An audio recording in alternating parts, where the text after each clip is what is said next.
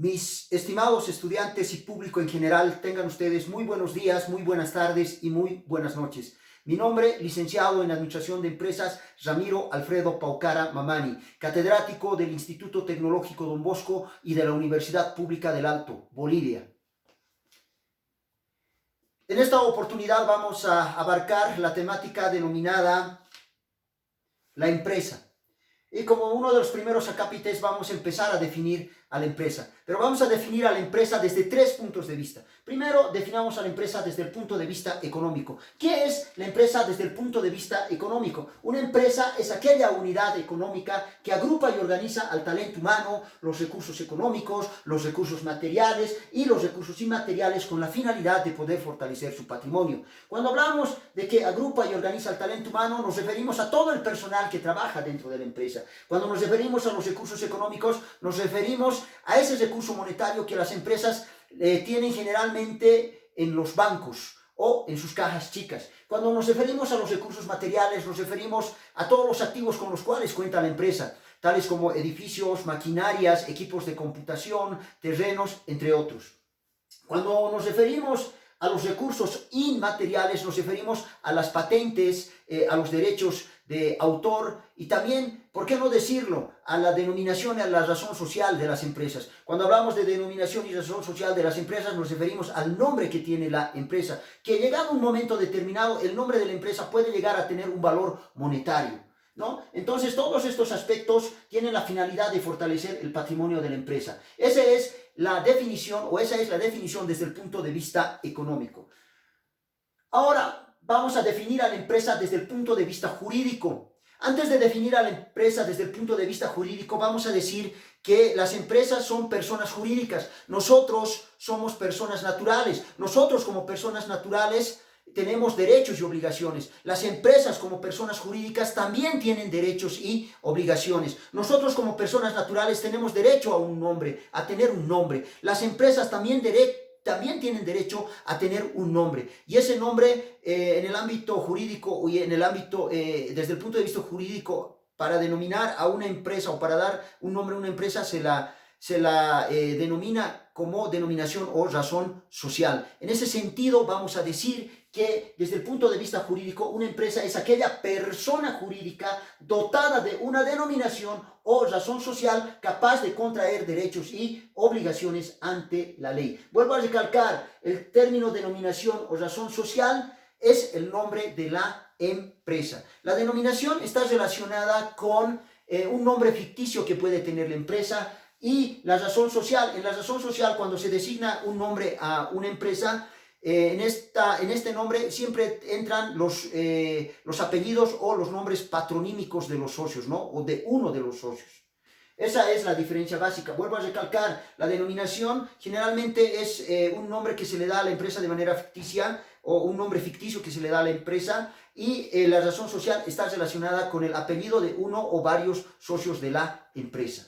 Muy bien. Continuamos, la definición de la empresa desde el punto de vista social. La empresa desde el punto de vista social es un grupo de dos o más personas que se agrupan para alcanzar determinados objetivos. A modo de resumir lo anteriormente mencionado, podemos definir lo siguiente, que una empresa es una unidad económica en primera instancia, jurídica en segunda instancia y social que produce ya sea bienes o servicios con el propósito de satisfacer las necesidades humanas de la sociedad. Vuelvo a recalcar, una empresa es una unidad económica en primera instancia, jurídica en segunda instancia y en tercera instancia social que produce ya sea bienes o servicios con el propósito de satisfacer las necesidades humanas de la sociedad. Esta definición la hemos realizado en base a las otras tres definiciones desde el punto de vista económico, jurídico y social. Los objetivos de las empresas u organizaciones. Las empresas u organizaciones tienen principalmente dos tipos de objetivos, el lucro y el servicio. El objetivo del lucro es característico o propia de las empresas privadas. Entre ejemplos de empresas privadas en nuestro país podemos señalar las fábricas, los bancos, los hoteles, las empresas constructoras, las empresas de bienes raíces, que son aquellas empresas que se dedican a la compra y venta de terrenos, departamentos y casas. El objetivo del servicio es característico y propia de las entidades públicas. En nuestro país o en nuestro contexto nacional podemos señalar a los ministerios, gobernaciones, alcaldías y otros.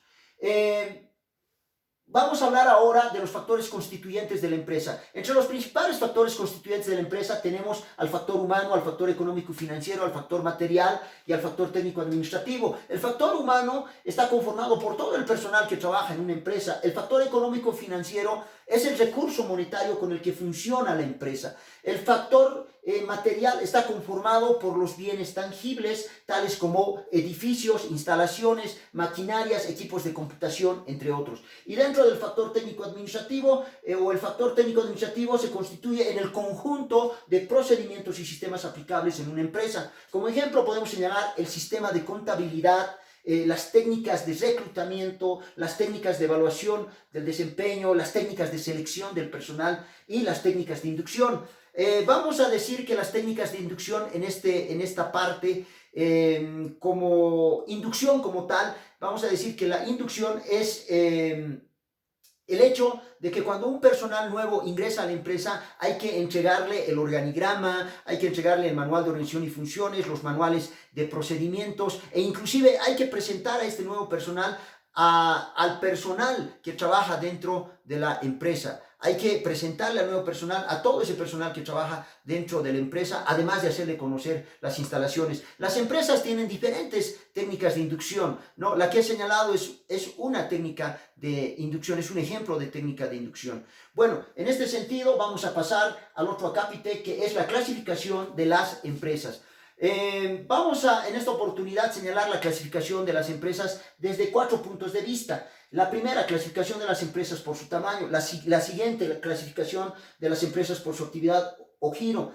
También vamos a hablar de la clasificación de las empresas por el origen de su capital y finalmente vamos a concluir con la clasificación de las empresas por su organización jurídica. Empecemos con el primero, clasificación de las empresas por su tamaño. No existe un criterio único para medir el tamaño de la empresa. Sin embargo, los principales indicadores son el volumen de ventas en primera instancia, en segunda instancia, los activos que poseen en términos monetarios las empresas y en tercera instancia, el número de trabajadores, que son los 3 indicadores básicos con los cuales podemos medir el tamaño de una empresa. En nuestro país, la clasificación de las empresas en Bolivia por su tamaño se clasifican en 4. En microempresas, en pequeñas empresas, en medianas empresas y en grandes empresas. Voy a señalar 2 indicadores para la clasificación de las empresas en Bolivia por su tamaño: los activos productivos y el número de trabajadores. Estos indicadores que voy a señalar a continuación las he extraído del Ministerio de Desarrollo Productivo y Economía Plural, del reglamento, específicamente del reglamento para el registro y acreditación de unidades productivas. Se considera microempresa cuando es inferior o igual a 150.000 UFBs. Ahora me voy a detener acá. Muchos de ustedes, mis estimados estudiantes y público en general, se preguntarán, ¿qué son las UFBs? Las UFBs son o se constituyen en el índice referencial de la variación de precios en nuestro país. Es un índice referencial de la variación de precios en nuestro país y que se la calcula sobre la base del índice de precios al consumidor que publica el Instituto Nacional de Estadística, INE. Actualmente, una UFB, que significa Unidad de Fomento a la Vivienda, una UFB está en 2.35. Es decir, hoy, 25 de julio, la UFB está en 2.35. Y cuando nos dice que una microempresa es inferior o igual a 150.000 UFBs, simplemente para convertir estos 150.000 UFBs tenemos que multiplicar por 2.35. Y yo quisiera que me ayuden desde sus casas a multiplicar 150.000 por 2.35. Sale 352.500 bolivianos. De esa forma, estas 150.000 UFBs la hemos convertido en bolivianos y en bolivianos equivale a 252.500 bolivianos. ¿Cómo hemos hecho el cálculo? Hemos agarrado 150.000 UFBs y hemos multiplicado por el valor de la UFB actualmente, que es de 2.35. Si multiplicamos 2.35 por 150.000 y nos sale, vuelvo a recalcar por tercera vez consecutiva, 352.500 bolivianos. Entonces, se considera microempresa en nuestro país cuando es inferior o igual a 352.500 bolivianos. Y en cuanto al número de trabajadores se refiere, tiene que ser inferior o igual a 9 trabajadores. En estos dos casos, tomando en cuenta estos dos parámetros, se considera a una empresa como microempresa, ¿no? Continuamos. Pequeña empresa. En cuanto a activos productivos, debe tener entre 150.000 UFBs y 1.500.000 UFBs. En cuanto al número de trabajadores, para ser considerada como pequeña empresa, tiene que tener entre 10 y 19 trabajadores. Ahora, respecto a la mediana empresa, en cuanto a activos productivos se refiere, debe estar entre 1.500.000 UFBs y 6 millones de UFBs. Y en cuanto al número de trabajadores se refiere, tiene que estar entre 20 y 49 trabajadores. Tomando en cuenta estos dos parámetros, recién se considera una mediana empresa en nuestro país. ¿Cuándo se considera una gran empresa? Tomando en cuenta los activos productivos, cuando es mayor o igual a 6 millones UFBs, y en cuanto a los trabajadores, tiene que ser más de 50 trabajadores. Si una empresa está en estos parámetros, entre estos dos parámetros que hemos señalado, en función de activos productivos y en función al número de trabajadores, ya es considerada como una grande empresa. Muy bien, entonces, para resumir esta parte, vamos a decir que las empresas en nuestro país, por su tamaño, se clasifican en microempresas, pequeñas empresas, medianas empresas y grandes empresas. Vayamos a la siguiente clasificación, y es que ahora vamos a abarcar la clasificación de las empresas por su actividad o giro.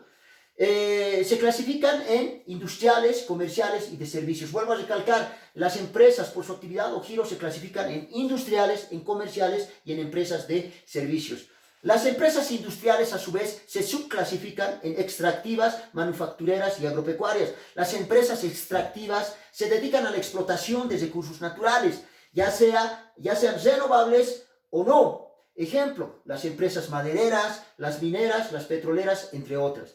Las empresas manufactureras son las que transforman las materias primas en productos terminados. Y finalmente las empresas agropecuarias son las que se dedican a la explotación de la agricultura y la ganadería. Dentro de esta clasificación de las empresas por su actividad o giro tenemos también a las empresas comerciales, que se subclasifican en 3 tipos, en mayoristas, minoristas y comisionistas. Las empresas comerciales mayoristas son las que efectúan ventas en gran escala a otras empresas, y las empresas comerciales minoristas o detallistas, también denominadas detallistas, son los que venden productos al menudeo o en pequeñas cantidades al consumidor final. Y las empresas comerciales comisionistas son las que se dedican a vender mercancía que los productores les dan en consignación, percibiendo por esta función una ganancia o comisión. Un claro ejemplo es la empresa Jambal, ¿no? Una última clasificación de las empresas por su actividad o giro son las empresas de servicios. Entre estas empresas de servicios, o podemos decir también que las empresas de servicios se subclasifican en transporte, turismo, instituciones financieras, servicios profesionales y de salud. En transporte podemos señalar a los autobuses, camiones, mudanzas, entre otros. En turismo, a los hoteles, restaurantes, centros nocturnos y otros. En las instituciones financieras están los bancos, las entidades financieras de desarrollo, entre otros. Respecto a los servicios profesionales, están las asesorías jurídicas y las asesorías contables como ejemplos. En empresas de servicios en salud, por ejemplo, están las clínicas, hospitales, y bueno, que básicamente prestan servicios de salud. Esta es la clasificación de las empresas por su actividad o giro. Vayamos ahora a señalar la clasificación de las empresas por el origen de su capital. Y es que las empresas por el origen de su capital se clasifican en 3, en empresas privadas, en empresas públicas y en empresas mixtas. Las empresas privadas se caracterizan ¿por qué? Porque el capital pertenece a inversionistas privados y la finalidad es eminentemente lucrativa, ¿no? Vuelvo a recalcar, las empresas privadas se caracterizan porque el capital pertenece a inversionistas privadas y la finalidad es eminentemente lucrativa de estas empresas, ¿no? Como ejemplos en nuestro país tenemos como empresas privadas, ejemplos de empresas privadas, a la Cervecería Boliviana Nacional, empresas que también están en nuestro país y que son de origen de otros países. Tenemos a estas empresas como Canon, LG, Sony, Pepsi, entre otros, ¿no? Y bueno, entre otras empresas privadas que están dentro de nuestro país, tenemos a Turismo Bolivia, Sociedad de Responsabilidad Limitada, con su lema: no somos una más de las agencias de viajes, somos tu agencia de viajes. ¿No? Esos serían entre algunos ejemplos de empresas que existen en nuestro país, entre nacionales y empresas de otros países que también están en el nuestro. Las empresas públicas se caracterizan porque el capital pertenece al Estado, siendo su principal objetivo el servicio a la sociedad o al pueblo en su conjunto. Como ejemplo podemos señalar a la Administradora Boliviana de Carreteras, el Gobierno Autónomo Municipal de Viacha, el Ministerio de Salud, entre otras entidades públicas, ¿no? Pero la característica principal es que las empresas públicas se caracterizan porque el capital pertenece al Estado, siendo su principal objetivo el servicio a la sociedad o al pueblo en su conjunto. Las empresas mixtas, ¿qué son las empresas mixtas? ¿O por qué se caracterizan las empresas mixtas? Porque el patrimonio de la empresa está compuesta por un lado por un capital privado y por otro lado por un capital del Estado. Es decir, el patrimonio de la empresa está compuesta por capital privado y por capital del Estado. Como ejemplos en nuestro país de empresas mixtas tenemos a la conocida Yacimientos Petrolíferos Fiscales Bolivianos, a Entel y al Banco Unión, sociedad anónima. Generalmente estas empresas mixtas son de tipo sociedades anónimas. Ahora hablemos de la clasificación de las empresas por su organización jurídica. Y por su organización jurídica vamos a clasificar a las empresas en empresas unipersonales, empresas de sociedad colectiva, sociedad de responsabilidad limitada, sociedad anónima, sociedad en comandita simple y sociedad en comandita por acciones. Empecemos con el primer tipo de empresa, la empresa unipersonal. ¿Qué es una empresa unipersonal o por qué se caracteriza una empresa unipersonal? Se denomina también empresas unitarias o de propietario único.